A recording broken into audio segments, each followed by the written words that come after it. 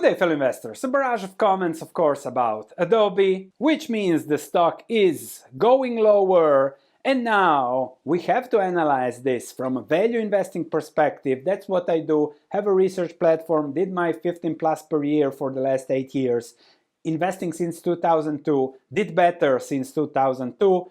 We look at fundamentals, exactly what we'll do with Adobe, business ownership, owning business, and you can check all what I do in the links in the description below, my investments, my portfolios. Also, check Interactive Brokers as the cheapest broker. And by clicking on that link, you support this channel. Let's go to Adobe, discuss the earnings, the business, the valuation, investing conclusion, and when a stock goes down, Michael Burry makes it a full position. He has a lot of full positions. But let's look a little bit at the business. Revenue growing 11%, earnings per share growing 8%. This is bullshit, what they show as non-GAAP earnings, because stock-based compensation is an expense. The most important thing here, 8% earnings growth. They have lost the CEO, now the CFO, and things are changing a little bit. This is a question mark, but if it is a good business, then this shouldn't be an issue. The growth is slowing down, as we said, across the board, deceleration. And then you have also this, GAAP earnings per share and non-GAAP earnings per share. Well, I guess Adobe's people never read Warren Buffett. Warren Buffett is a dinosaur for them. However, his quote is the very same name for stock-based compensation says it all. Compensation. If compensation isn't an expense, what is it?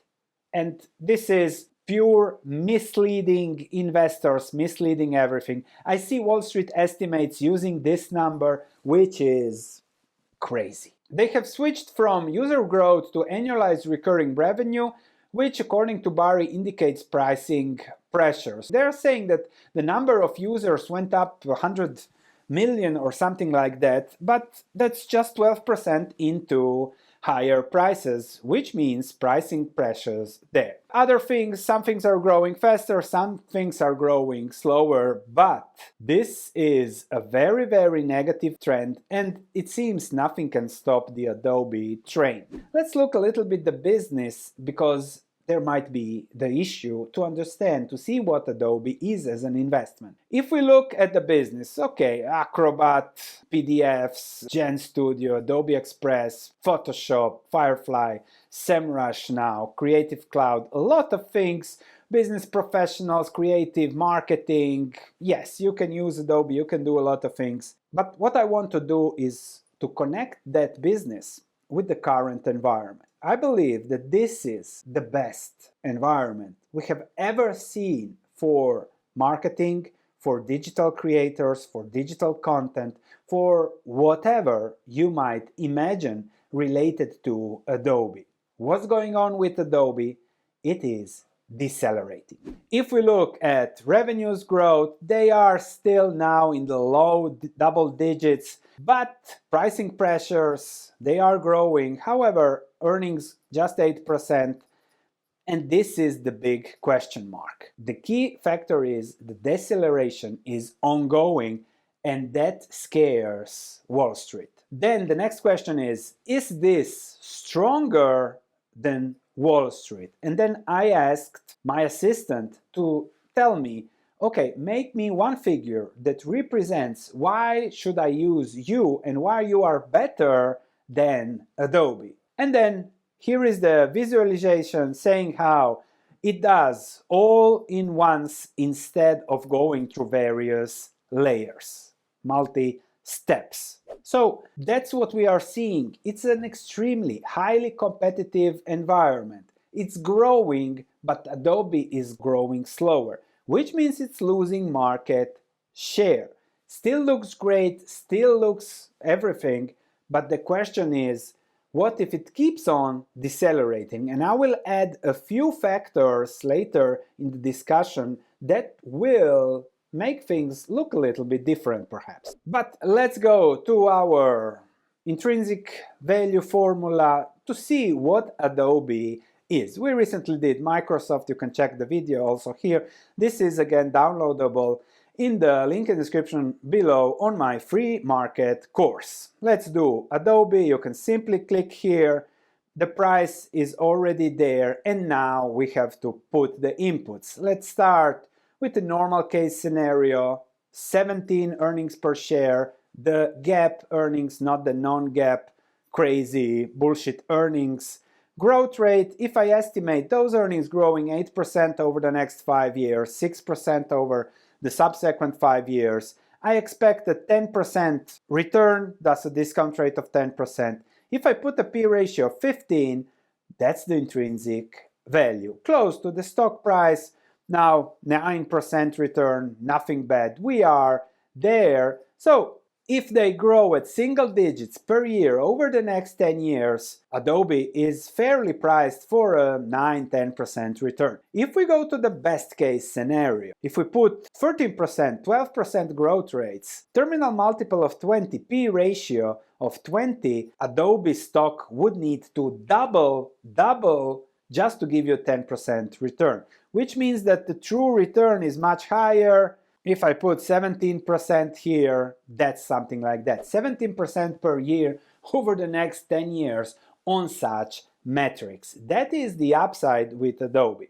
But what if the deceleration continues? What if Adobe still keeps its business, but the pricing pressures, the competition, they need to do this, they need to change, CEO gone, CFO gone, things are a little bit shaky. Let's go to the worst case scenario, the margin of safety scenario that I like to call, where, okay, at this level I can't lose money, or I hope I don't lose money. Let's say now they are still growing for another year, 10%, then they go to 0, and then they lose 10% per year. Let's say 4% growth, then 4% decline, discount rate 10%, P ratio where it is now of 10 down the road, terminal value in 10 years, I have to adjust here, we are now 2026, this is 2045, terminal value in 10 years, 175, so you lose money down the road. The present value for a return should be another, what is that, 75, 65% down, call me crazy. Just for cases, probabilities, then you can play around. To me, is there a worst case? Yes, thus it doesn't deserve to enter my portfolio. We'll be going to more of these, so please subscribe. But there is more. What about the stock-based compensation? That's something important. There is a difference between the reported accounting compensation and the true cost a company has to keep the same number of shares out there. It depends also on the stock price. So I asked here, show me the cost reported versus the actual cost of the buybacks to keep the number of shares equal. And then here it goes. Adobe spending around $2 billion annually for stock-based compensation. And then if we dig deeper, the dilution rate is 3% annually. And yes, now with the market cap, we are something like there. 3% of the 84 billion market cap, 2.5 billion true cost to keep the number of shares equal. When the stock price was higher, this was 5 billion, higher, this was 7.5 billion, that practically cancelled all the buybacks when those were done. And if we look over the last 5 years, Adobe's number of stocks outstanding went down just 12%.